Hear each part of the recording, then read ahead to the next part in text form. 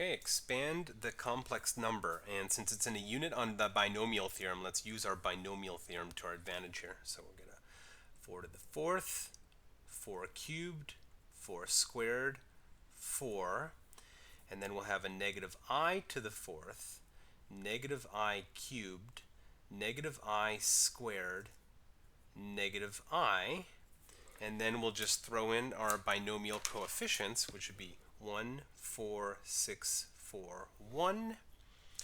And then we're also going to use our complex number knowledge, which would say that, let's see, negative I squared would be the same as I squared, so that's a negative 1. Negative I cubed would be the same as taking a negative 1 times an I cubed. I cubed itself is negative I, so this would become just a positive I.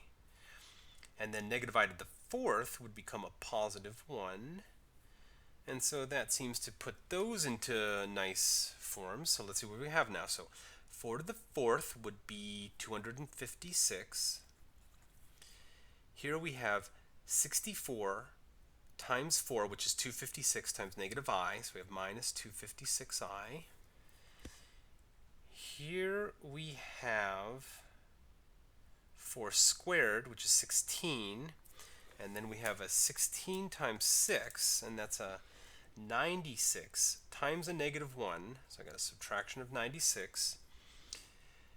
Here I have 4 times 4 is 16, and the I, so plus a 16I. And then tacked on to the end, I just have that little 1, I guess. So in final form, I have 256 minus 96, which is, and then plus 1, so that'd be 161. And then I have a negative 256, add on a 16, so it looks like minus 240I. In fact, I think on that one I'm going to use the calculator to check it because I'm a little bit, I don't know, some of these ones with a lot of arithmetic make me a little nervous. So 4 minus I to the fourth, 161 minus 240, yeah, we're happy. Okay. For this one, to prove this statement, I think I'm not going to use induction. Instead, I'm just going to use the definition of the choose the combinations. So this would be n factorial over n minus r factorial r factorial. Right? That's what n choose r is equal to.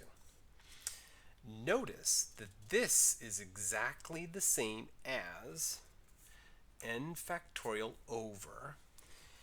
Now I'm going to write this in a little weird way. I'm going to write the n minus r over here.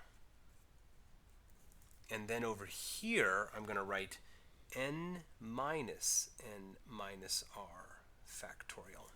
Because notice that n minus r would be like n minus n is nothing, and then minus r would be r. So that provides the r factorial. So by writing it in that strategic little way, I can now see that I have n choose n minus r. And so it ended up being a really short proof if you just think about how to manipulate things into the form, right? I know what this one's got to be, I knew what this one had to be, and then just think strategically in the interim to get there. Okay, the partial fraction decomposition of this expression. Let's see, so in the bottom we have an x plus 2 times an x plus 4. So I'm going to need some kind of a over x plus 2 plus b over x plus 4 equaling 4 minus x over x squared plus 6x plus 8.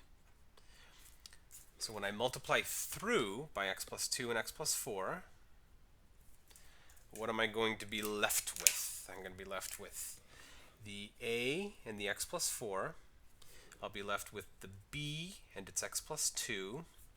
And over here, I'm just going to have this inconvenient 4 minus x. But now we're going to be really smart with what we plug in. I'm going to plug in a number just to get an easier algebraic equation. Let's let x equal negative 2, because then this would become 0. This would become negative 2 plus 4, which is positive 2. And then 4 minus negative 2 is 6. So that would mean that a is equal to 3. And the other strategic number might be to replace x with negative 4. Put negative 4 in here. That would force this to be 0. Negative 4 plus 2 would be negative 2 on the b. And then 4 minus negative 4 would become positive 8. So it looks like B has to be a negative 4. So for the final decomposition, I would write 3 over x plus 2 plus a negative 4 over an x plus 4. And that's the partial fraction decomposition. Okay, and last problem on this page. X equals y plus 3 and y squared equals x minus 1. So I will substitute in the x, so that way I get y squared equals y plus 3 minus 1. So y squared minus y. 3 minus 1 is 2, of course. It's become minus 2 equals 0. Y minus 2, y plus 1. So we get that y equals 2 or negative 1. If y were 2, 2 plus 3 is 5. And if y were negative 1, negative 1 plus 3 would be positive 2. So it looks like our two solutions are 5, 2 and 2, negative 1.